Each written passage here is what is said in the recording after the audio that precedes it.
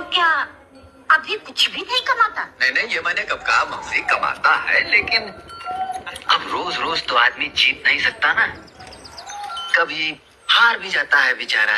है? तो क्या जुआरी है? छी मौसी, और जुआरी ना।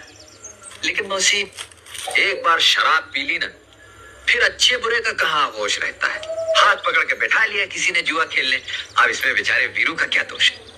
ठीक कहते हो बेटा, जुआरी वो, शराबी वो, लेकिन उसका कोई दोष नहीं। एक बार शादी हो गई तो उस गाने वाली के घर जाना बंद कर देगा, बस शराब अपने आप छूट जाएगी। तो क्या किसी गाने वाली के घर भी आना जाना है? तो इसमें कौन सी बुरी बात है मौसी?